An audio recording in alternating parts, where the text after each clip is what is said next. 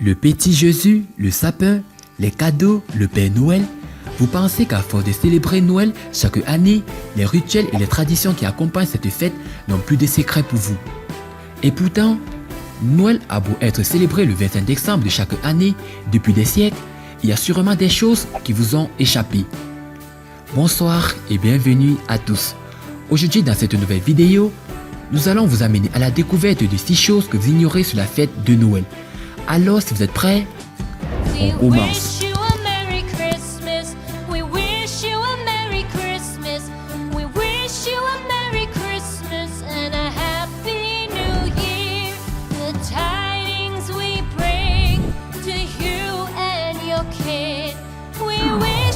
Avant de commencer, n'oubliez pas de vous abonner et d'activer la cloche de notification, car cela va vous permettre de ne pas manquer nos prochaines vidéos. C'est parti!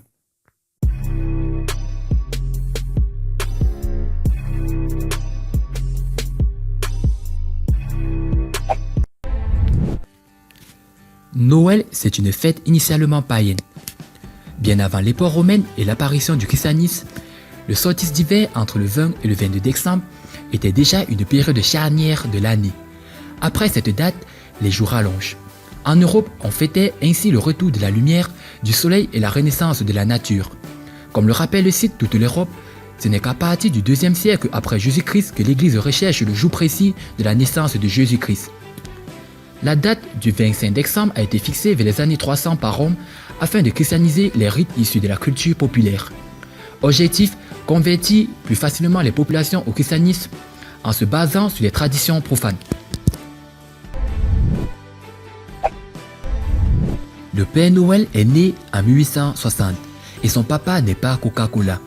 Si l'on remonte le fil des représentations du Père Noël, la figure du bonhomme revêtu d'un costume garni de fourrure blanche et rehaussé d'un large ceinturon noir apparaît dès 1860 sous la plume de Thomas Nast, illustrateur et caricaturiste. Au début du XXe siècle, de nombreuses entreprises ont réutilisé cette image pour les publicités, habillant Santa Claus de rouge alors que la couleur de son costume était le plus souvent bleue. C'est le cas de Waterman en 1907, Michelin en 1919 ou encore Colgate en 1920. Ce n'est qu'en 1931 que Coca-Cola s'empare à son tour de l'image du Père Noël en rouge. Le dessinateur Adam Somblom le représente en train de boire la fameuse boisson pétillante pour se rafraîchir pendant sa tournée. Ensuite, la couleur rouge s'est imposée. Noël, ce n'est pas à la même date partout. En France, la fête se limite généralement au 24 la veillée et le 25 décembre. Mais pour certains petits vénards qui habitent dans le nord-est du pays ou en Alsace-Lorraine, la distribution des cadeaux commence dès le 6 décembre avec la Saint-Nicolas, fête dont le personnage central donna naissance au Père Noël, une tradition observée également en Europe du Nord et de l'Est. Dans la nuit du 12 au 13 décembre, certains pays européens, notamment la Suède, fêtent aussi la Sainte Lucie, en l'honneur de la patronne des Lumières. Arrive ensuite le jour J, le 25 décembre férié en France.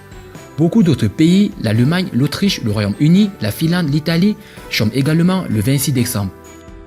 En Espagne, les fêtes de Noël se terminent le 6 janvier avec le jour des rois férié.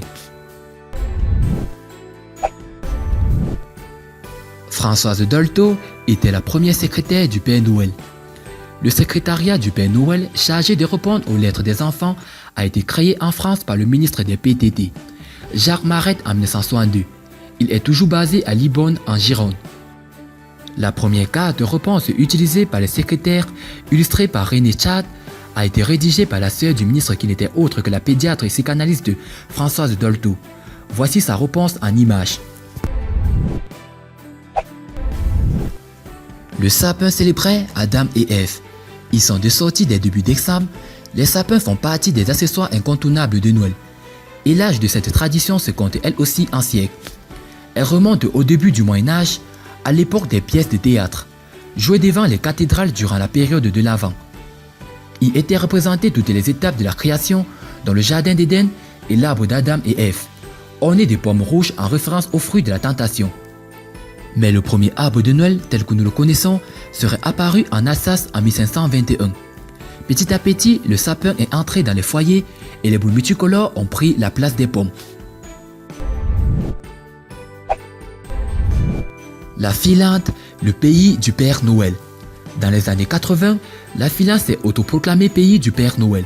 Le vieux monsieur et ses lutins ont eu domicile à Rovaniemi, en Laponie, tout près du cercle polaire. Et le pays a su en 20 ans en faire un vrai business.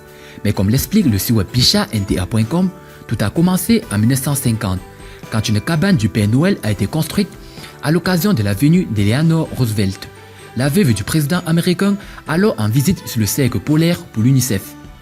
30 ans plus tard, le gouvernement finlandais a mis en place la poste du Père Noël. Et la compagnie aérienne nationale finnaise s'est rebaptisée Transporteur officiel du Père Noël.